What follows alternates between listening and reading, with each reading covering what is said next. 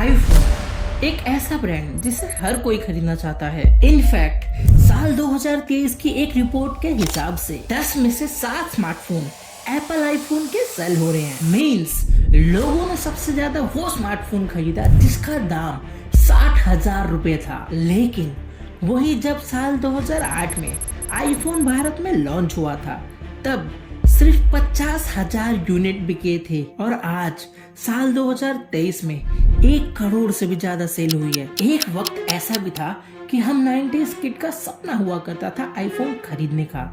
लेकिन अब सोचो लोगों के पास क्या सच में इतना पैसा आ गया है कि साल में 1 करोड़ यूनिट बिक रहे हैं आईफोन के। भारत में एक आईफोन का मिनिमम प्राइस 60,000 रुपए है और मैक्सिमम प्राइस 1,60,000 रुपए तक जाता है। तो ऐसा क्या जादू किया लोगों के ऊपर आईफोन ने कि लोग पागल हो रहे हैं, दीवाने हो रहे हैं सिर्फ और सिर्फ आईफोन खरीदने के लिए। इस वीडियो में समझते हैं। Do you use an iPhone? If you do, you know about the Apple ecosystem. It traps you. One thing that inflation will not be affecting the prices of the new iPhones.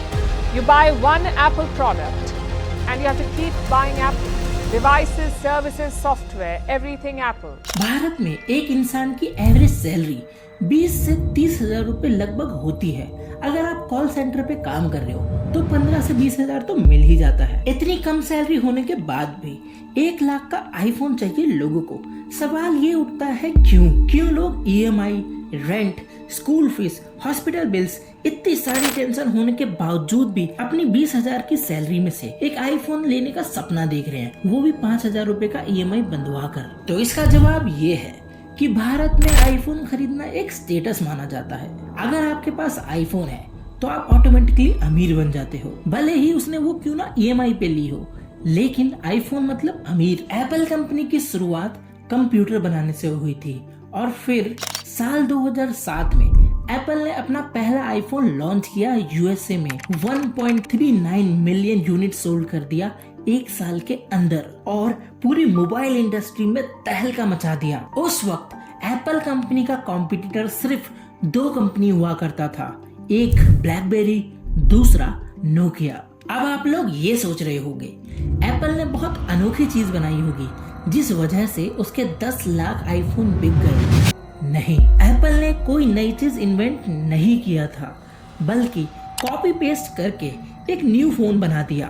In fact उस वक्त blackberry से ज्यादा कोई भी secure phone नहीं था और Nokia अपनी स्ट्रॉन्ग मेटालिक बॉडी के लिए जाना जाया करता था। बट एप्पल ने इन दोनों की अनोखी पावर को मिलाकर एक न्यू फोन लॉन्च कर दिया और तब से एप्पल ने आईफोन का एक प्रीमियम स्टैंडर्ड सेट कर दिया। इनफैक्ट आप सबने एक चीज जरूर नोटिस किया होगा, आज एप्पल के 1 बिलियन से भी ज्यादा यूजर हो गए हैं। एप्पल ने भले ही न्यू फीचर नहीं दिया हो, लेकिन लॉयल फैन बेस जरूर बनाया है। इस वजह से एप्पल साल 2023 में भी प्रॉफिटेबल कंपनी थी विथ 3 ट्रिलियन वैल्यूएशन के साथ। अब क्वेश्चन ये उठता है, भारत में आईफोन इतना क्यों खरीदा जाता है? साल 2007 में भारत में आईफोन तो मिलता तक नहीं था और अगर किसी को आईफोन चाहिए था तो वो अपने फ्रेंड्स या फैमिली मेंबर जो बाहर रहते हैं उनको बोलकर वहां से मंगवा लिया करता था। लोग तो ये तक बोलते थे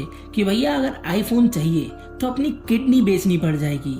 मुझे तो लग रहा है किडनी नहीं, आपका पीस जरूर चला गया EMI के रूप में। इकोनॉमी का एक रूल है, डिमांड और सप्लाई। अगर किसी चीज की कमी ज्यादा है तो उस चीज की डिमांड बहुत ज्यादा बढ़ने लगेगी। कहने का मतलब ये है कि अब लोग जैसे जैसे फॉरेन कंट्री से आईफोन ला रहे थे तो नए लोगों की क्यूरियोसिटी जग रही थी कि भाई ये कौन सा फोन है जो भारत में नहीं मिल रहा, देखने में इतना अच्छा और भारत में नहीं मिल रहा, हमें भी खरीदना है। तो कहीं ना कहीं वो मार्केट डिस्टर्ब करने लग गया और फिर यहाँ से स्टार्ट होती है कि एक दिन तेरा भाई भी आईफोन जरूर खरीदेगा।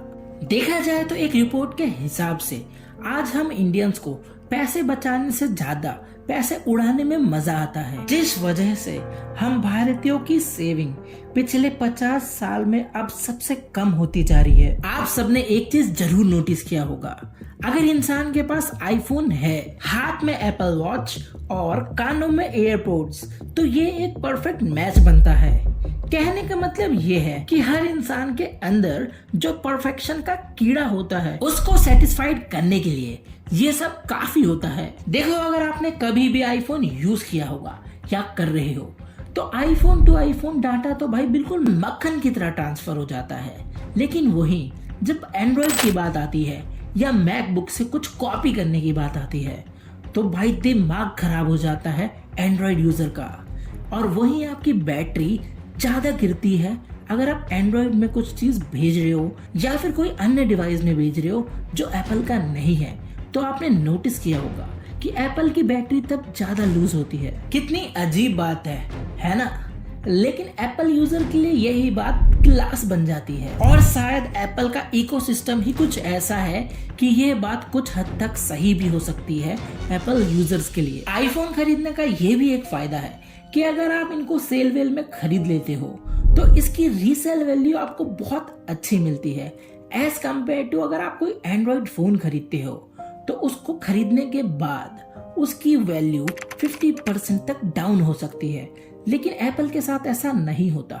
एक साल में मुश्किल से 10 से 5,000 रुपए ही उसकी वैल्यू कम होती है। इवन 2020 में एप्पल ने अपना पुराना फोन लाओ और नया फोन ले जाओ का एक स्कीम चालू कर दिया, क्योंकि एप्पल के पास एक डिवाइस है जिसका नाम है डिजी, जो कि काम ये करता है कि आपके पुराने फोन का पुर्जा अलग कर देता है जिस चीज की उसको रिक्वायरमेंट होती है। और रीसेल वैल्यू ज्यादा मिलने की और एक वजह ये भी है कि एप्पल की प्रोडक्ट क्वालिटी काफी अच्छी होती है। फॉर एग्जाम्पल, अभी आईफोन 15 लॉन्च हो चुका है और लोगों ने तो 16 को सर्च भी करना शुरू कर दिया है। यहाँ पे हमने एक नहीं खरीदा और लोग 16 की सोच रहे हैं, भैया पहले 15 तो खरीद लो। खैर, आईफोन 15 लॉन्च होने के बावजूद भी सबसे ज्यादा 2023 में बिकने वाला फोन आईफोन 13 है। और वहीं अगर कोई एंड्रॉइड फोन का न्यू वेरिएंट क्या आ जाता है तो लोग तो भैया पुराने फोन को तू कौन बे करके भूल ही जाते हैं।